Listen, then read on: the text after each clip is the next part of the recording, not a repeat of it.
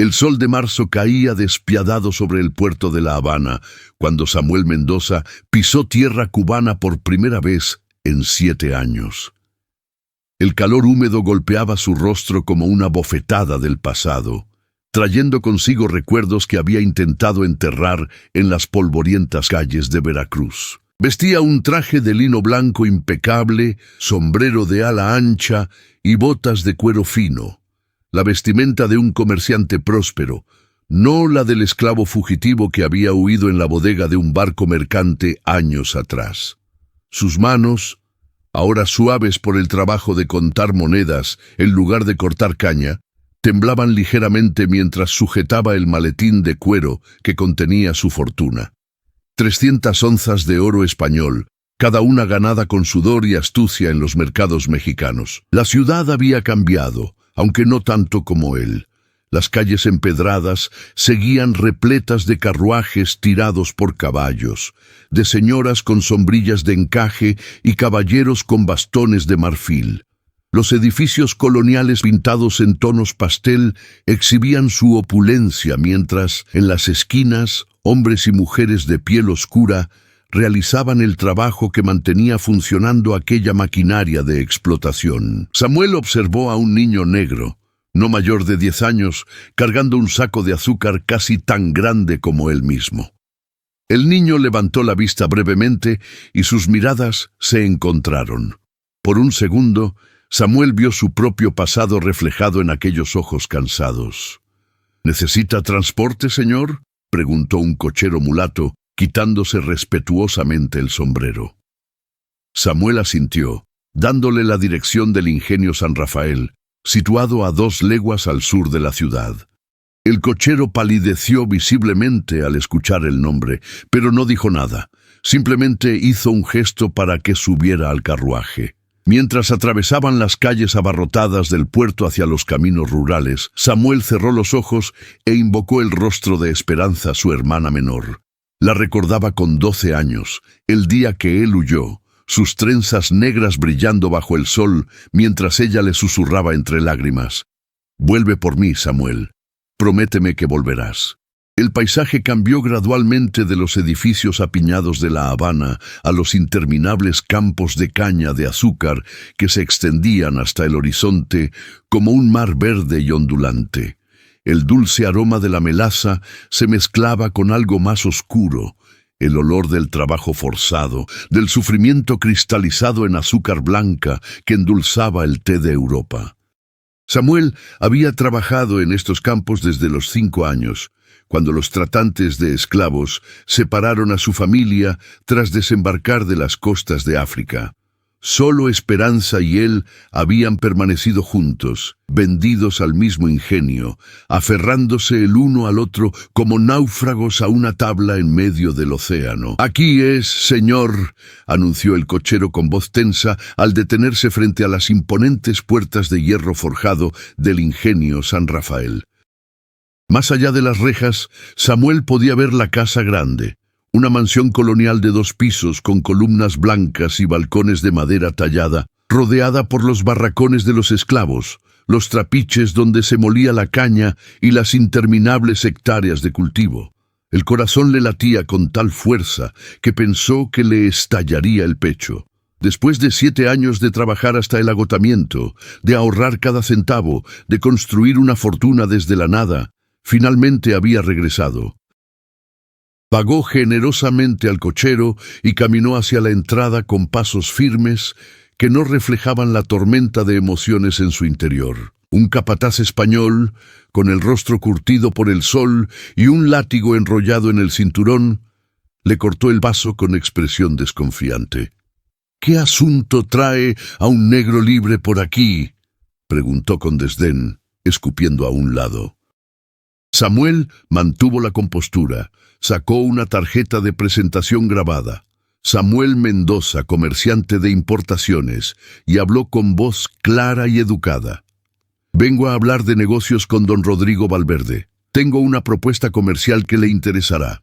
El capataz examinó la tarjeta con ojos entrecerrados, claramente incómodo ante la presencia de un hombre negro que hablaba con la confianza de un igual. «Don Rodrigo no recibe a cualquiera», masculló, pero algo en la mirada firme de Samuel, o quizás el destello del oro que asomaba del maletín entreabierto, lo hizo reconsiderar. «Espere aquí», ordenó bruscamente antes de dirigirse hacia la casa grande.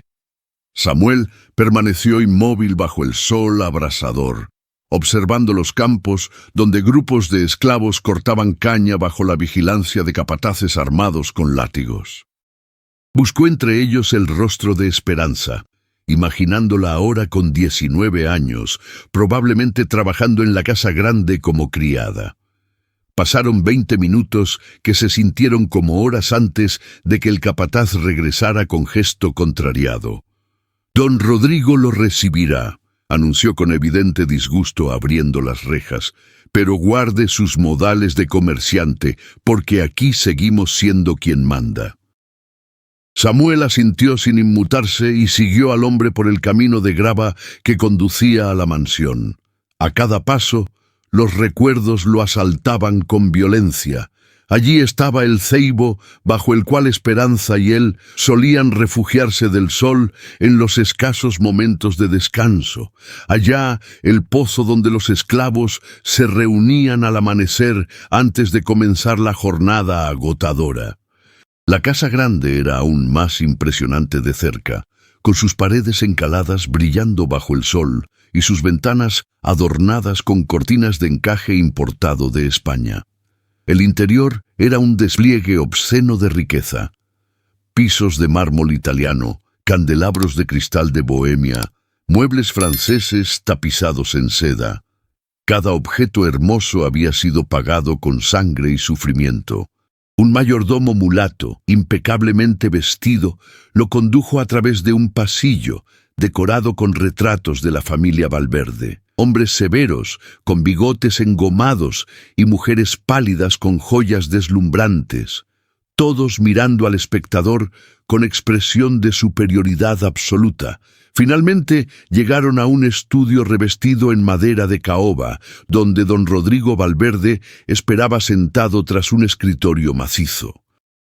Era un hombre de unos 50 años, corpulento, con la piel enrojecida por el ron y el sol, patillas canosas y ojos pequeños que evaluaban constantemente el valor de todo lo que veían. Vestía un traje de lino color crema y fumaba un puro, cuyo humo llenaba la habitación con aroma dulzón. No se levantó cuando Samuel entró, un claro mensaje sobre quién tenía el poder en aquella sala.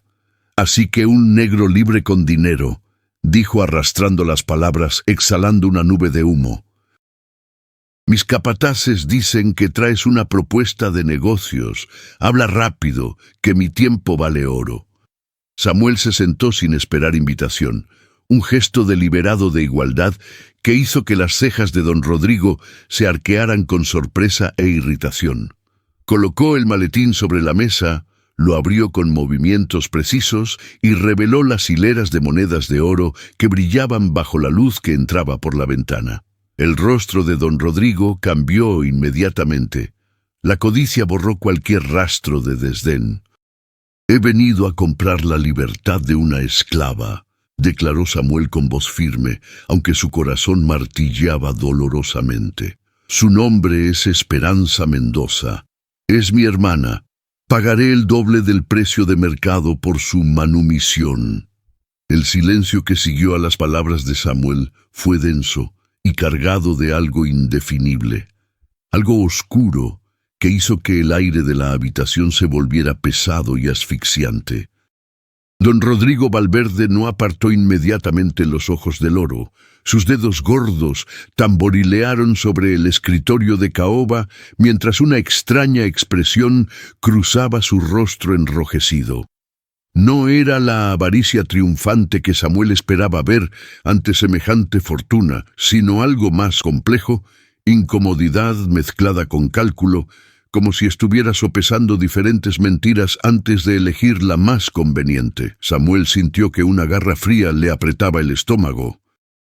Esperanza Mendoza, repitió don Rodrigo lentamente, saboreando cada sílaba mientras aplastaba el puro contra un cenicero de plata. Trabajó en mi casa como criada durante varios años. Muchacha bonita, trabajadora.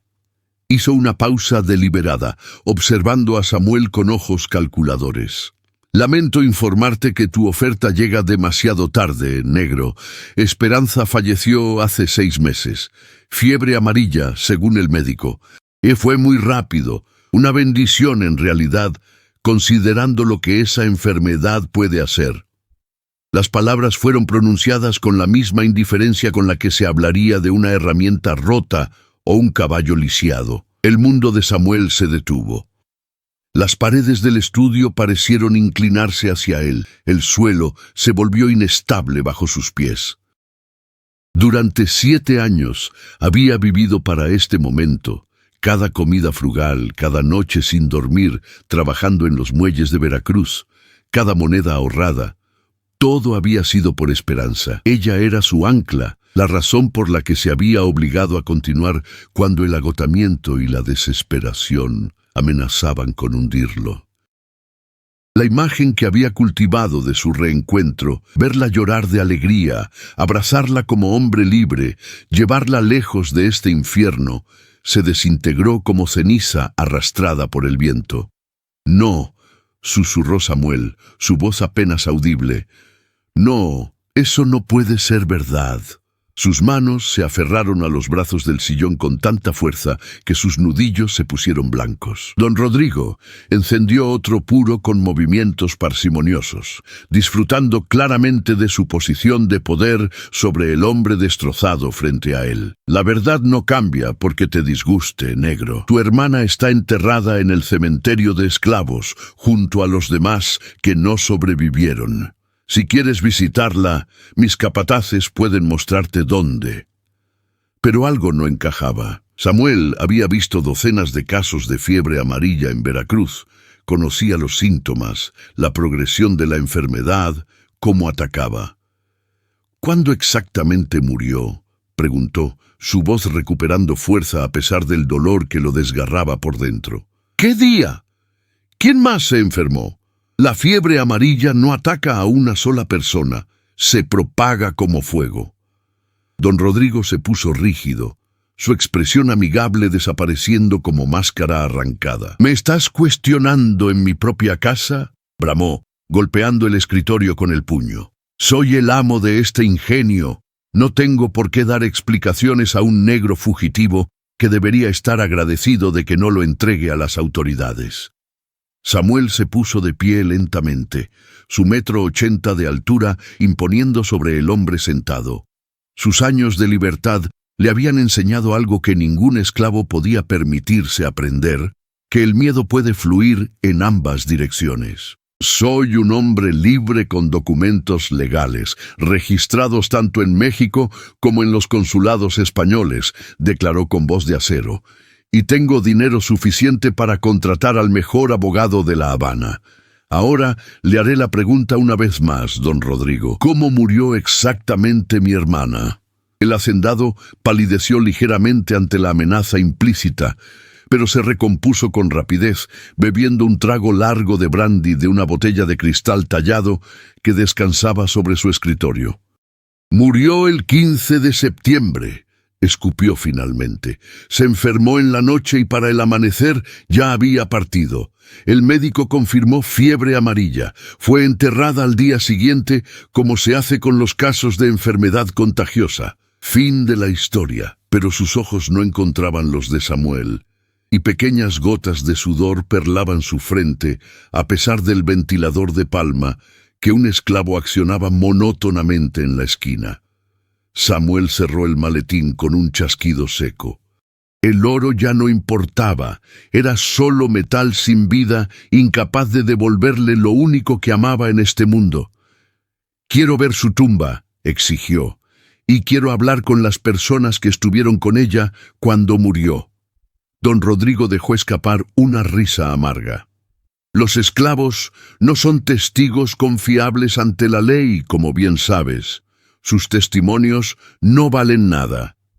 pero si insistes en revolcarte en tu dolor, adelante. Habla con quien quieras en los barracones, aunque dudo que alguien recuerde mucho sobre una negra más que murió. La despectiva referencia a Esperanza casi hizo que Samuel saltara sobre el escritorio y estrangulara al hombre que lo había arruinado todo. Pero se contuvo. La violencia solo le daría a don Rodrigo excusa para llamar a sus guardias y acabar con él. En cambio, asintió fríamente y salió del estudio sin pronunciar palabra. El mayordomo mulato que lo había escoltado lo esperaba en el pasillo, y algo en su expresión, una mezcla de pena y advertencia silenciosa, le dijo a Samuel que este hombre sabía más de lo que don Rodrigo había revelado. El cementerio de esclavos era un pedazo de tierra pedregosa y descuidada en los límites del ingenio, marcado por cruces torcidas de madera sin nombres y montículos de tierra que la lluvia había erosionado hasta dejarlos casi planos. Era un lugar donde los seres humanos eran desechados como basura, sin ceremonia ni respeto, reducidos a fertilizante para los mismos campos de caña que los habían matado. Un capataz joven lo condujo hasta una tumba reciente, identificada solo por una cruz de palos atados con cuerda. «Esta es», dijo el hombre sin emoción, «Esperanza Mendoza, fallecida septiembre del 58». Samuel cayó de rodillas frente al montículo de tierra roja. El dolor que había estado conteniendo desde que escuchó la noticia, finalmente lo atravesó como una lanza, arrancándole un gemido animal que surgió desde lo más profundo de su ser. Había llegado demasiado tarde. 6 meses demasiado tarde. Si hubiera trabajado más rápido, ahorrado más dinero, tomado el primer barco disponible en lugar de esperar al más seguro. Las lágrimas rodaron por su rostro mientras presionaba las palmas contra la tierra, intentando sentir alguna conexión con la hermana que había jurado proteger y a quien había fallado de la manera más absoluta. Permaneció allí hasta que el sol comenzó a descender hacia el horizonte, pintando el cielo de naranjas y rojos, como si el mismo firmamento sangrara por su pérdida. Finalmente, con las rodillas adoloridas y los ojos secos de tanto llorar, Samuel se levantó. Algo llamó su atención. La tierra de la tumba era más clara que la circundante, y cuando la tocó, notó que era más suelta, como si hubiera sido removida más recientemente de lo que 6 meses sugerirían. Además, el tamaño del montículo era extraño, más pequeño de lo que debería ser para un cuerpo adulto. ¿Quién la enterró?, preguntó Samuel al capataz, que aún esperaba a cierta distancia, claramente incómodo con toda la situación. El hombre se encogió de hombros. Los esclavos entierran a los suyos. Probablemente fueron algunos de los trabajadores del campo. No mantenemos registros de esas cosas. Pero su mirada se desvió hacia los barracones cuando dijo esto, un movimiento involuntario que Samuel captó de inmediato. Alguien ahí sabía qué había pasado realmente con Esperanza. Mientras caminaba hacia los barracones de los esclavos, estructuras largas y estrechas de madera podrida con techos de palma, Samuel sintió las miradas de decenas de personas. Hombres y mujeres agotados, que acababan de terminar su jornada de trabajo, lo observaban con una mezcla de curiosidad y recelo. Para ellos, él era una anomalía, un hombre negro vestido como amo, libre de las cadenas que los ataban, un recordatorio viviente de que existía un mundo más allá de los cañaverales. Una anciana, con la espalda encorvada por décadas de trabajo forzado, fue la primera en acercarse, sus ojos nublados por cataratas, evaluándolo cuidadosamente. «Tú eres Samuel», afirmó en voz baja, no como pregunta sino como reconocimiento. «Esperanza hablaba de ti. Decía que su hermano volvería convertido en hombre libre, que la sacaría de aquí». La mujer, que se presentó como Josefa, miró alrededor nerviosamente antes de continuar. «Muchacho, hay cosas que necesitas saber, cosas terribles, pero no aquí, donde los oídos de los capataces pueden escuchar. Ven esta noche, cuando las campanas toquen las 10, en el trapiche viejo, el que ya no usan. Te contaremos la verdad sobre lo que le pasó a tu hermana. La noche cubana descendió con su calor sofocante y el coro incesante de grillos y ranas que llenaban la oscuridad con su sinfonía natural. Samuel esperó en la pequeña posada del pueblo cercano, donde había alquilado una habitación, sentado en un catre desvencijado, mientras el reloj de bolsillo que había comprado en Veracruz marcaba los minutos con exasperante lentitud. La habitación era modesta. Paredes de cal descascarada, un espejo rajado, una palangana con agua que ya se había tornado tibia por el calor, pero para alguien que había dormido en bodegas de barcos y en el suelo duro de almacenes portuarios, resultaba más que suficiente. No es que pudiera dormir de todos modos.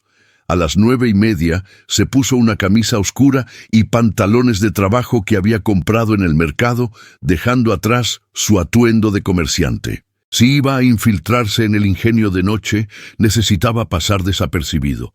Metió en el bolsillo un puñal de hoja corta, no para atacar, sino para defenderse en caso de que los capataces lo descubrieran. La brisa nocturna traía el olor dulzón de la melaza mezclado con el humo de las cocinas, creando una fragancia que era al mismo tiempo familiar y nauseabunda. Cada aroma le recordaba su infancia como esclavo, las interminables jornadas bajo el sol despiadado, el látigo que silbaba en el aire. El camino de regreso al ingenio San Rafael estaba desierto, iluminado apenas por una luna creciente que proyectaba sombras fantasmales entre los campos de caña. Los tallos se mecían con el viento nocturno, produciendo un susurro que sonaba como voces ancestrales, lamentando las injusticias cometidas en estas tierras. Samuel se movía con la cautela que había aprendido en sus años de fuga. Pasos suaves, respiración controlada, todos los sentidos alerta ante el menor indicio de peligro. Los perros del ingenio ladraban ocasionalmente en la distancia, pero sus cadenas los mantenían confinados cerca de la casa grande. Rodeó las estructuras principales, manteniéndose agachado entre las sombras hasta llegar al trapiche viejo que Josefa había mencionado. Era una construcción de piedra y madera que alguna vez albergó la maquinaria para moler caña, ahora abandonada tras la construcción de un trapiche más moderno. Las paredes estaban cubiertas de enredaderas, el techo parcialmente colapsado dejaba ver retazos de cielo estrellado, y el aire en su interior era denso con olor a moho y madera podrida. Una vela parpadeante brillaba débilmente en el interior, la señal de que los demás ya habían llegado. Dentro del trapiche en ruinas, Samuel encontró a 6 personas sentadas en círculo sobre el piso de tierra. Josefa estaba ahí, junto a 3 hombres de mediana edad, con los cuerpos marcados por cicatrices de látigo, y 2 mujeres más jóvenes, una de ellas apenas adolescente. Todos lo miraron con ojos que habían visto demasiado horror, rostros endurecidos por el sufrimiento, pero aún portadores de una chispa de humanidad que la esclavitud no había podido extinguir completamente. «Viniste», dijo Josefa con voz ronca. «Bien, es hora de que sepas lo que don Rodrigo y sus hombres hicieron a tu hermana». Uno de los hombres se presentó como Tomás, trabajador de los campos. Fue el primero en hablar. «Tu hermana no murió de fiebre amarilla, Samuel. Eso es mentira. Esperanza fue asesinada». La palabra cayó en el aire como piedra en agua quieta, creando ondas de horror que se expandieron por el pecho de Samuel. Sus manos se cerraron en puños tan apretados que las uñas se clavaron en sus palmas. «¿Asesinada?», repitió con voz estrangulada. «¿Por quién? ¿Cómo?». Los rostros alrededor del círculo se miraron entre sí, como si cada uno esperara que otro tomara la responsabilidad de pronunciar las palabras que cambiarían todo. Fue una de las mujeres jóvenes, llamada Rosa, quien continuó. «Esperanza trabajaba en la casa grande como criada. Era hermosa tu hermana. Tenía unos ojos que brillaban incluso después de un día entero de trabajo. Eso llamó la atención de Álvaro Valverde, el hijo de don Rodrigo. Rosa hizo una pausa, las lágrimas brillando en sus ojos a la luz de la vela. Álvaro es un monstruo, Samuel. Tiene 28 años y piensa que todo en este ingenio le pertenece, la tierra, los animales, las personas. Durante meses acosó a Esperanza, hacía comentarios obscenos, la tocaba cuando creía que nadie miraba. Esperanza te amaba tanto, intervino Josefa con voz quebrada. Hablaba de ti constantemente, de cómo su hermano mayor volvería algún día como hombre libre. Esa esperanza era lo único que la mantenía cuerda mientras soportaba las atenciones no deseadas de ese cerdo. La anciana escupió a un lado con asco. Tu hermana se negaba siempre. Empujaba a Álvaro. Le decía que prefería morir antes que acostarse con él. Eso enfureció al joven amo. Los hombres como él no están acostumbrados a que se les diga que no, especialmente una esclava. Tomás tomó el relato nuevamente, su voz temblando de rabia contenida. La noche del 14 de septiembre, hace 7 meses ahora, Álvaro ordenó que Esperanza fuera a su habitación con el pretexto de que necesitaba que limpiara un derrame de vino. Ella sabía lo que eso significaba realmente. Todos lo sabíamos. Le rogué que no fuera, que dijera que estaba enferma, cualquier cosa. Pero si se negaba directamente, los capataces la habrían arrastrado allí de todos modos. Sus ojos se llenaron de lágrimas que se negó a dejar caer, así que fue. Y cuando no regresó esa noche, supimos que había pasado lo peor. La otra mujer joven, Lucía, habló por primera vez, su voz apenas un susurro. Yo estaba limpiando los candelabros en el pasillo de arriba esa noche. Escuché los gritos de Esperanza saliendo de la habitación de Álvaro, gritos terribles que helaban la sangre. Pedía ayuda, rogaba que la dejaran ir. Lucía se abrazó a sí misma, temblando a pesar del calor, pero nadie podía ayudarla. Los guardias custodiaban las escaleras. Doña Mercedes, la esposa de don Rodrigo, pasó junto a la puerta de su hijo y no hizo nada, como si los gritos fueran solo el viento. Samuel sentía como si le hubieran arrancado el corazón del pecho y lo estuvieran estrujando con manos crueles. ¿Y después? Preguntó, aunque parte de él no quería conocer la respuesta. Quería permanecer en la bendita ignorancia de no saber los últimos momentos de su hermana.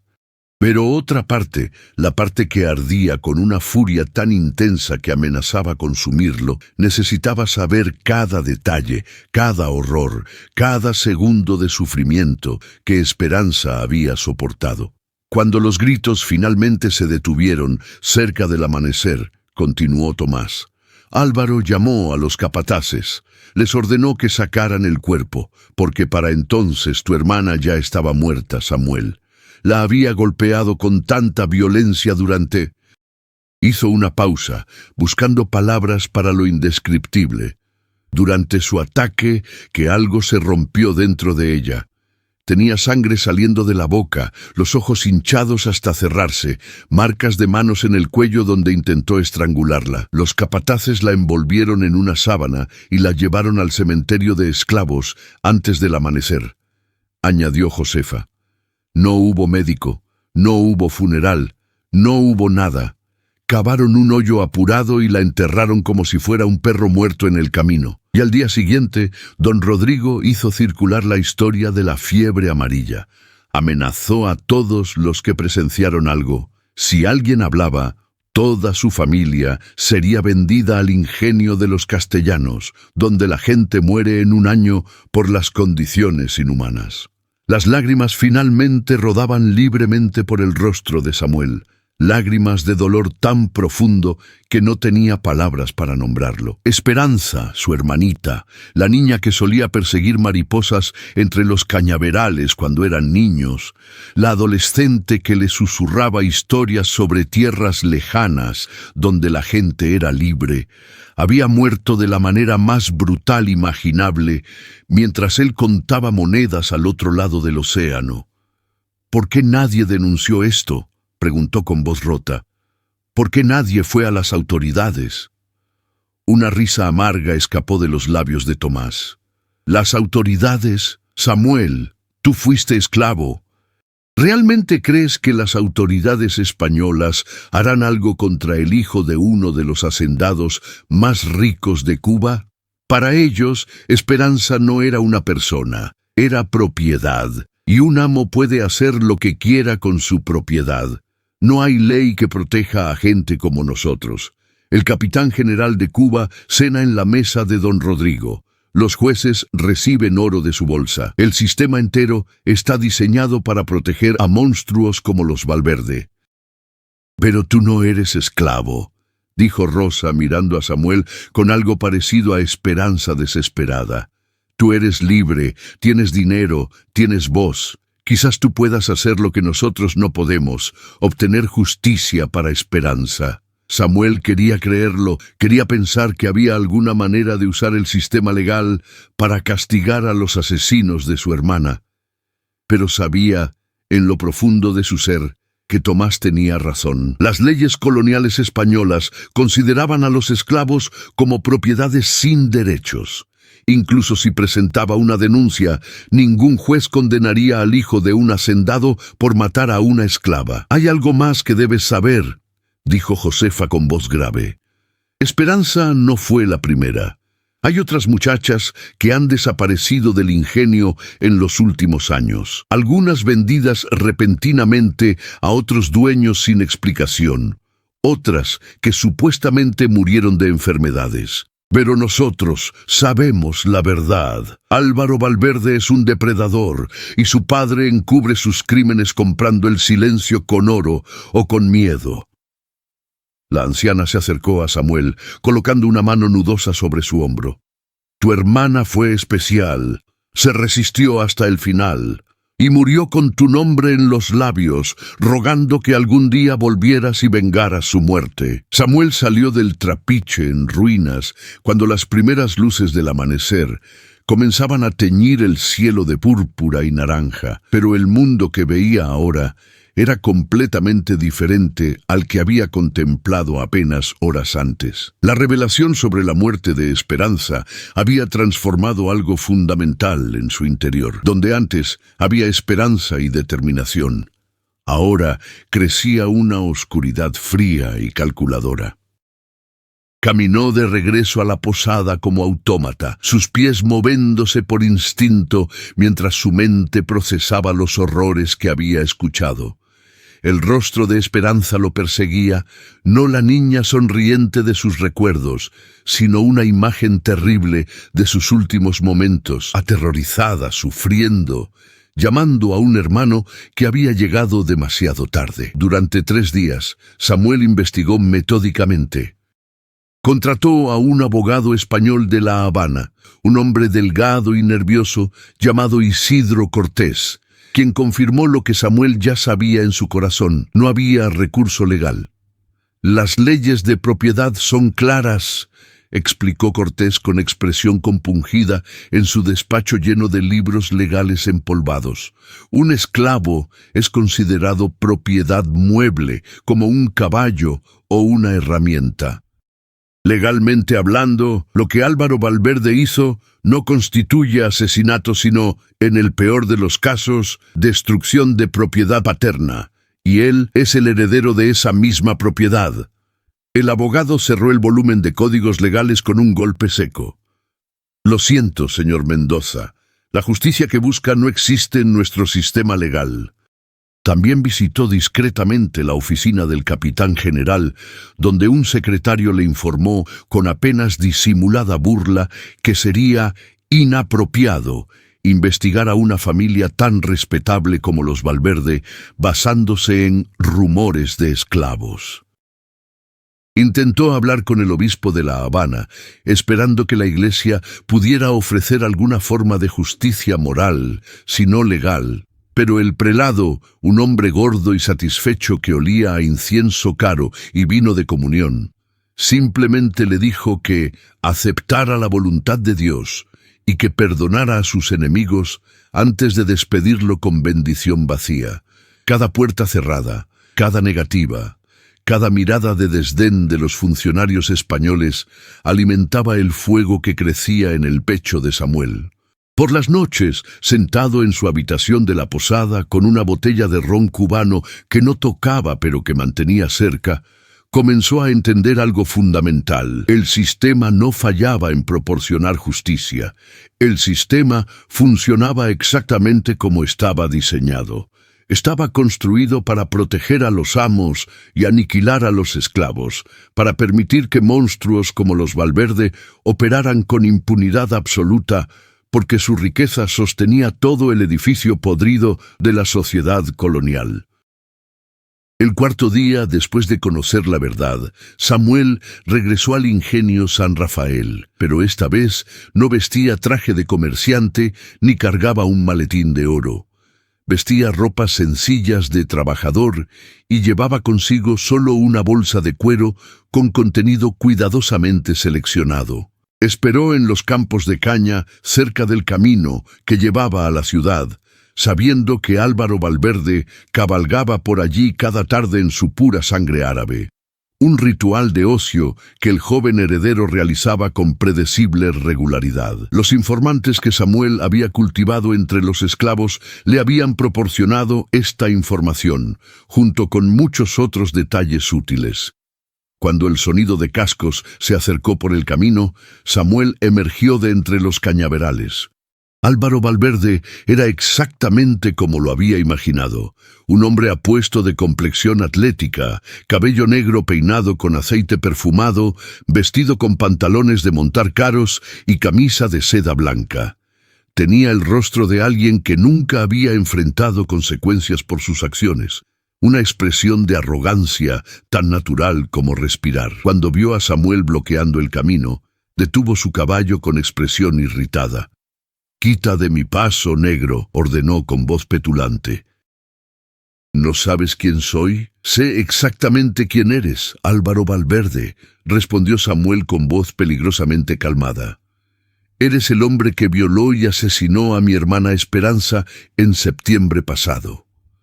La expresión de Álvaro cambió. La irritación dio paso a sorpresa. Luego a una sonrisa cruel y divertida. «¿Tu hermana?» «Ah, sí, la negrita bonita que trabajaba en casa. Peleó bastante esa». Se encogió de hombros con indiferencia estudiada. «Las esclavas están para el placer de sus amos. Si se rompió durante el uso, no es mi problema. Mi padre tiene docenas más». La respuesta, pronunciada con tal casual deshumanización, tal absoluta falta de remordimiento, confirmó para Samuel que no había redención posible para este hombre, ningún castigo legal que fuera suficiente, ninguna justicia dentro del sistema. Álvaro espoleó su caballo para avanzar, claramente considerando la conversación terminada. Pero Samuel fue más rápido. Saltó, agarró las riendas del caballo y con fuerza sorprendente tiró a Álvaro de la montura. El joven heredero cayó pesadamente al suelo, el aire expulsándose de sus pulmones con un jadeo. «¡Maldito negro!», gritó Álvaro, intentando levantarse. «Mi padre te hará azotar hasta la muerte por esto». Samuel lo golpeó una vez en el rostro, no para matarlo, sino para aturdirlo lo suficiente. El sonido del puño conectando con carne y hueso resonó en el camino vacío. Álvaro cayó de espaldas, sangre brotando de su nariz rota, sus ojos grandes con miedo por primera vez en su vida privilegiada. «No voy a matarte todavía», dijo Samuel, arrastrándolo fuera del camino hacia los cañaverales. «Primero vas a entender una fracción del sufrimiento que le causaste a Esperanza».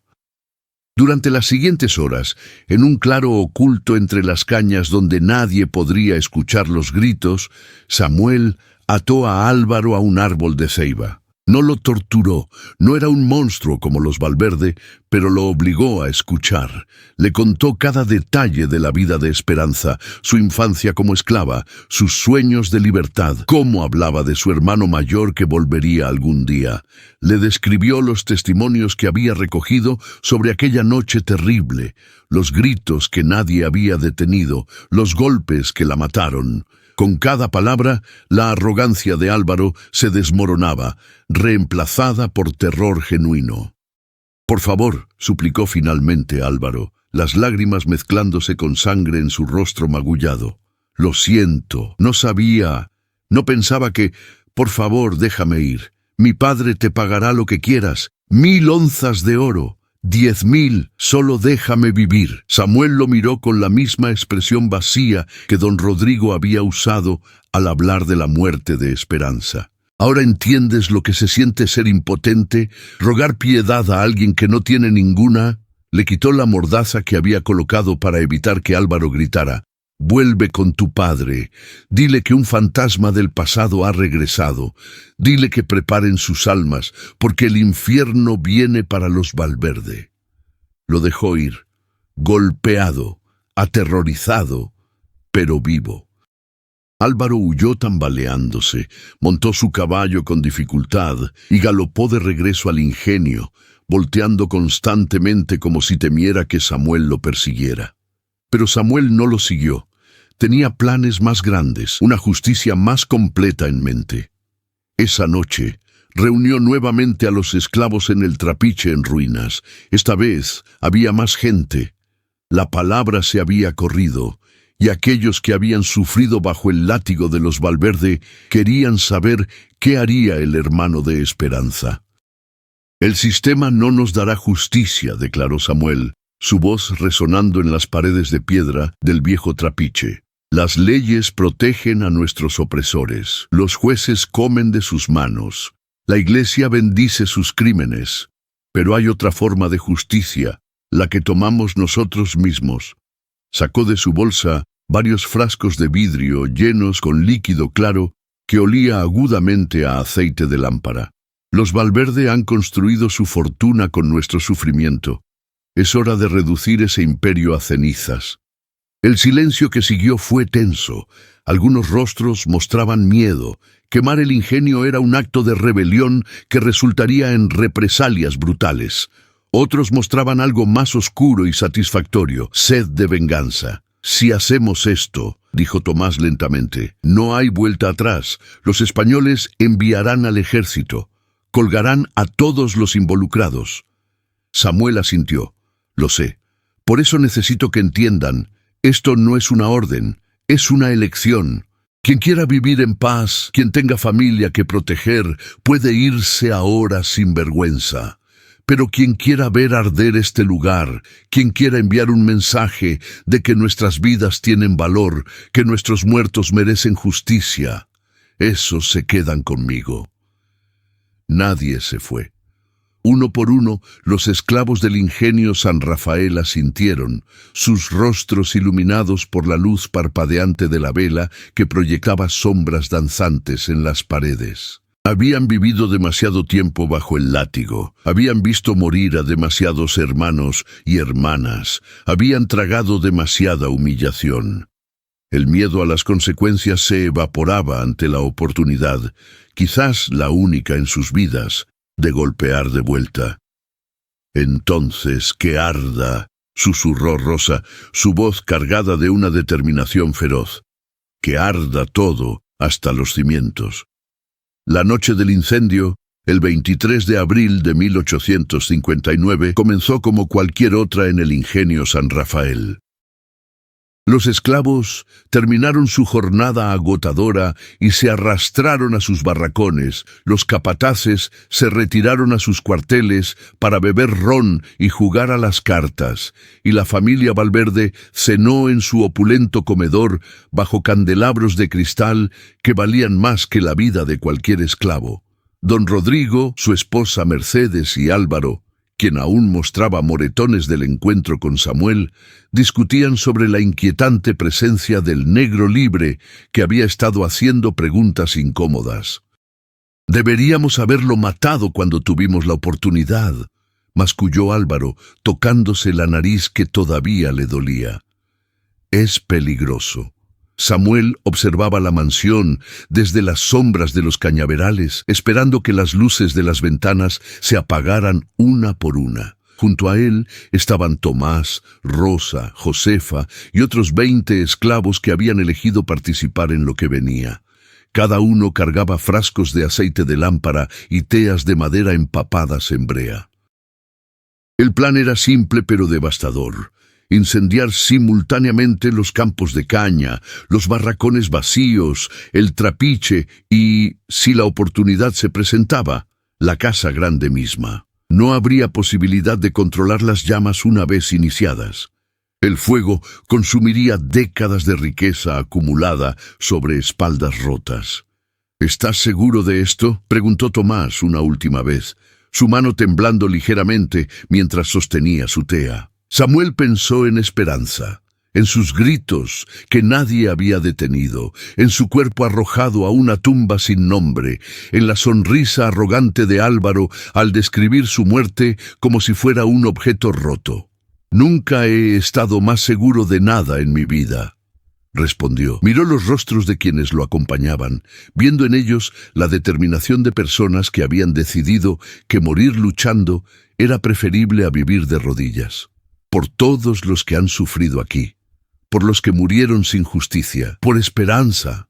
A medianoche, cuando la luna se ocultó detrás de las nubes y la oscuridad era más completa, dieron inicio al ataque. Los grupos se dispersaron según lo planeado. Samuel y Tomás corrieron hacia el trapiche principal, destapando frascos de aceite y rociándolo sobre las estructuras de madera seca que rodeaban la maquinaria.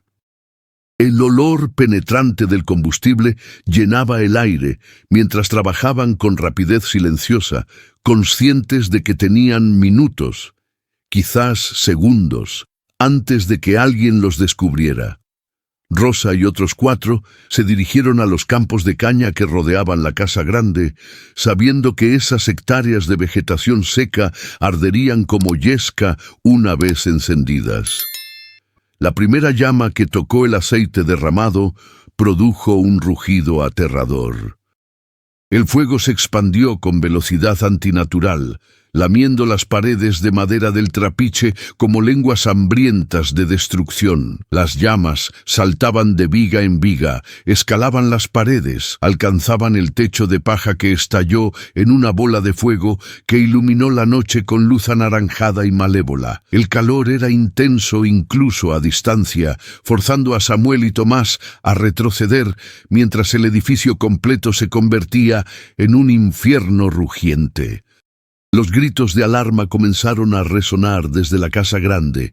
Habían sido descubiertos. Los campos de caña se encendieron casi simultáneamente, las llamas corriendo a través de los tallos secos con velocidad aterradora.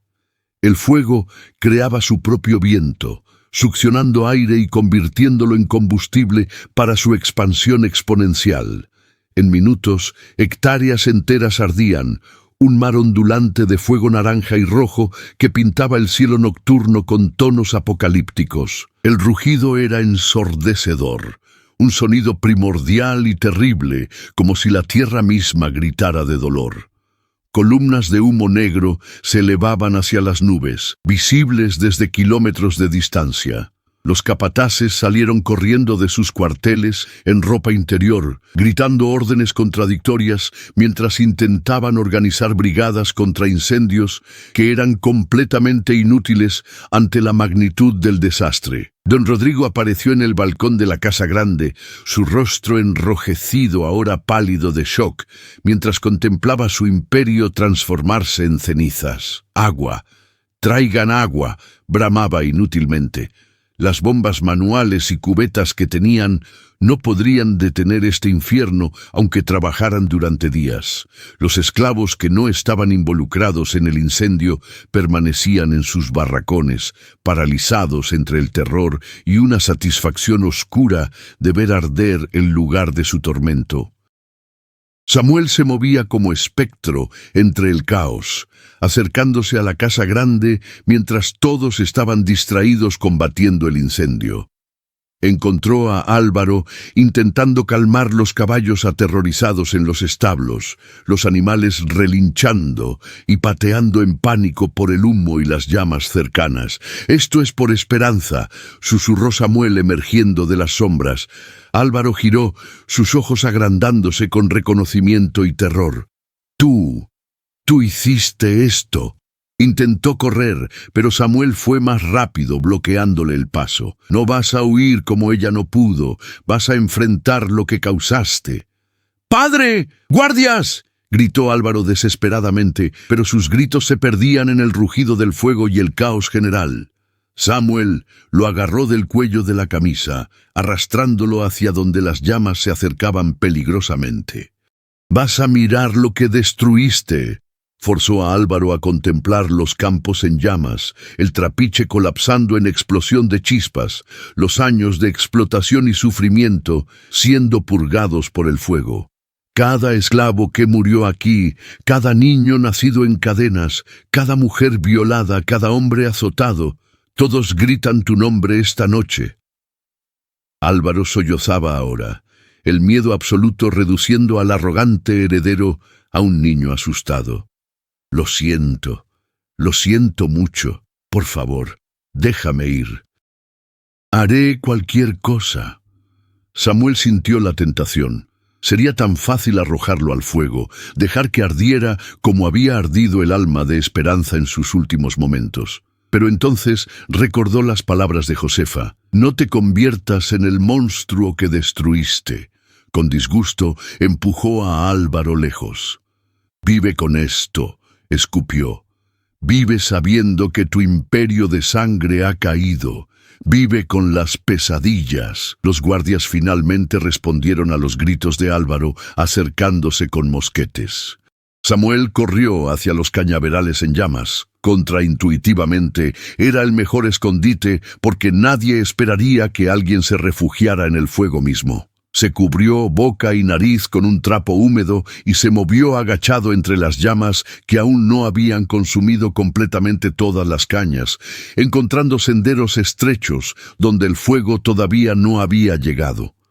Los disparos resonaban detrás de él, las balas silbando en la oscuridad, pero ninguna encontró su blanco. Emergió del otro lado del campo de caña, sus ropas chamuscadas y su piel manchada de hollín, pero vivo. Desde esta distancia podía contemplar completamente su obra. El ingenio San Rafael ardía de un extremo al otro. El trapiche era solo escombros humeantes. Los campos, que habían tardado años en cultivarse, eran ceniza negra. La casa grande, aunque aún en pie, estaba rodeada por el fuego, cercándola como depredador acechando presa herida. Las campanas de alarma sonaban inútilmente en el pueblo cercano. Para cuando llegara ayuda, no quedaría nada que salvar. Josefa y los demás se reunieron en el punto de encuentro acordado, un viejo cementerio de esclavos, abandonado a 1 kilómetro del ingenio. Ninguno había sido capturado, aunque todos estaban exhaustos y marcados por humo. «Lo hicimos», susurró Rosa, su voz mezclando incredulidad y satisfacción feroz. «Realmente lo hicimos». Tomás abrazaba a su esposa, ambos llorando lágrimas de alivio y algo parecido a alegría. Por primera vez en sus vidas, habían golpeado de vuelta. Habían dicho «no más», con acciones en lugar de con palabras silenciadas. «¿Y ahora qué?», preguntó uno de los hombres más jóvenes. «Los españoles enviarán tropas, buscarán responsables». Samuel asintió, sabiendo que vendrían represalias brutales.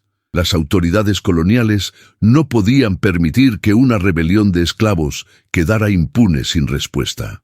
«Por eso nos vamos», declaró, sacando de su abrigo chamuscado un fajo de documentos de libertad falsificados que había comprado en el mercado negro de La Habana. «Tengo documentos para 20 personas. No son perfectos, pero nos darán tiempo para llegar al puerto y tomar el primer barco que salga de Cuba». Durante las siguientes horas, el grupo se dispersó en parejas y tríos, cada uno tomando rutas diferentes hacia La Habana para no llamar la atención. Samuel caminó solo, siguiendo caminos secundarios y evitando patrullas. Al amanecer, cuando el sol salió sobre Cuba, pudo ver la columna de humo negro que aún se elevaba desde el ingenio San Rafael. Una marca visible desde kilómetros alrededor, un testimonio de que algo fundamental había cambiado. Las noticias del incendio se extenderían rápido, y con ellas, el miedo entre los hacendados de que sus propios esclavos pudieran rebelarse. Llegó al puerto de La Habana cuando los muelles comenzaban a bullir con actividad matutina. Compró pasaje en un barco mercante que partía hacia Nueva Orleans esa misma tarde, usando un nombre falso y sus documentos de identidad mexicanos que aún eran válidos. Mientras esperaba el abordaje, Samuel visitó una pequeña iglesia en el puerto, no porque buscara perdón o absolución, sino porque necesitaba un momento de quietud antes de dejar Cuba para siempre. Se arrodilló frente al altar y habló en silencio con Esperanza, imaginando que ella podía escucharlo. «Lo hice, hermanita», susurró, las lágrimas finalmente fluyendo sin restricción. «No pude salvarte, pero hice que pagaran. No es suficiente. Nada nunca será suficiente para traerte de vuelta, pero al menos no murieron sin consecuencias». Cerró los ojos, recordando su risa de niña cuando jugaban entre las cañas, antes de que comprendieran completamente el horror del mundo en el que habían nacido. «Voy a seguir luchando, en Nueva Orleans, en México, donde sea que vaya. Voy a ayudar a otros a escapar, voy a financiar a abolicionistas, voy a asegurarme de que tu muerte signifique algo». El barco zarpó al atardecer, sus velas hinchándose con el viento caribeño mientras se alejaba de las costas cubanas. Samuel permaneció en cubierta, observando la isla hacerse más pequeña en el horizonte. El humo del ingenio San Rafael todavía era visible, una columna oscura contra el cielo rojo del atardecer. Otros pasajeros comentaban sobre el incendio. Los rumores ya circulaban. Algunos decían que había sido accidental. Otros susurraban sobre una revuelta de esclavos.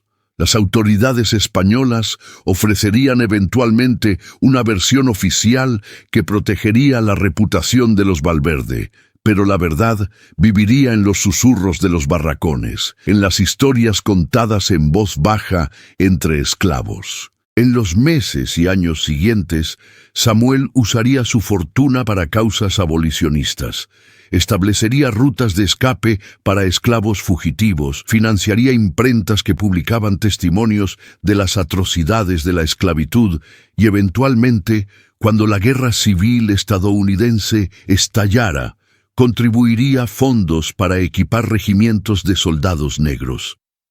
Nunca habló públicamente sobre lo que hizo en el ingenio San Rafael. Ese secreto lo llevó a la tumba. Pero tampoco se arrepintió. Había aprendido que cuando la justicia le es negada a los oprimidos, ellos deben crear su propia justicia. Josefa, Tomás, Rosa y los demás que participaron en el incendio se dispersaron por el Caribe y las Américas. Algunos encontraron libertad genuina en el norte de Estados Unidos antes de la guerra. Otros se unieron a comunidades cimarronas en las montañas de Jamaica y República Dominicana.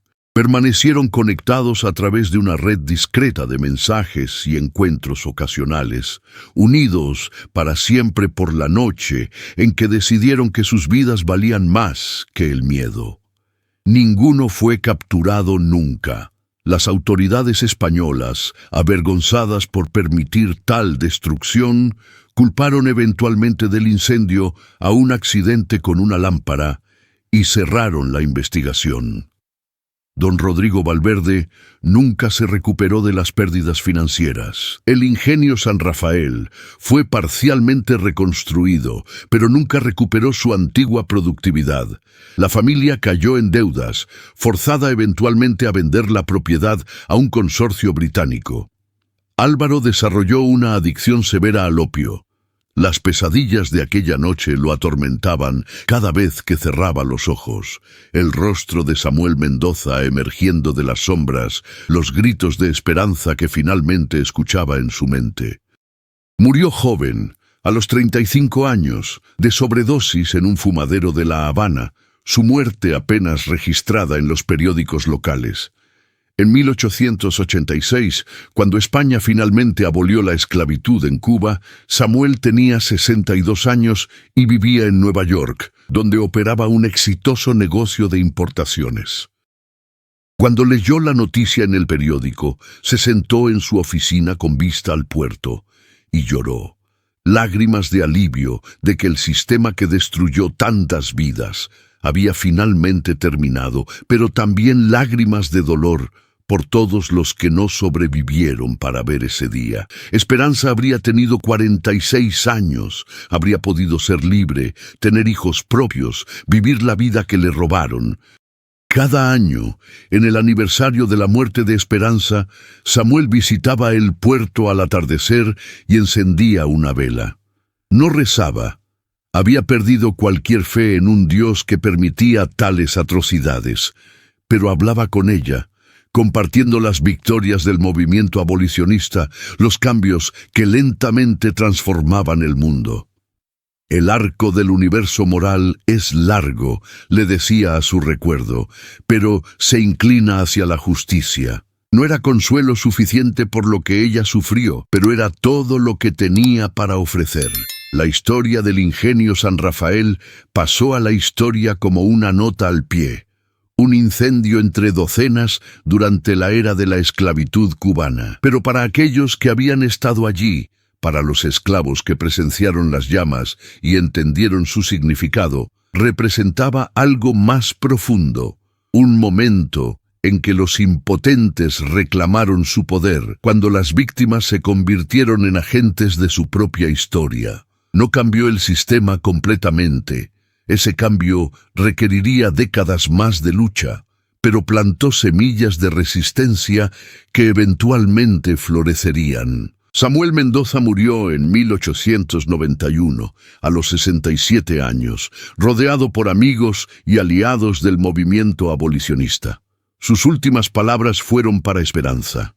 Lo siento por no llegar a tiempo, hermanita, pero hice lo mejor que pude con el tiempo que me quedó. Fue enterrado en un cementerio en Brooklyn, su lápida simple declarando solo su nombre y fechas. No mencionaba su pasado como esclavo, su fuga dramática o su venganza ardiente. Algunos secretos van con nosotros a la tumba. Pero en las noches de verano en Cuba, cuando el viento sopla desde el sur y lleva el olor de caña de azúcar quemada, los ancianos todavía cuentan historias sobre el fantasma del ingenio San Rafael. Hablan de un hombre que regresó del mundo de los libres para reclamar justicia, de una noche cuando el cielo ardió rojo y el imperio del sufrimiento cayó en cenizas. Las historias se han distorsionado con el tiempo, añadiendo elementos que nunca sucedieron, pero en su núcleo preservan una verdad esencial. La dignidad humana no puede ser esclavizada para siempre, y tarde o temprano los oprimidos se levantarán.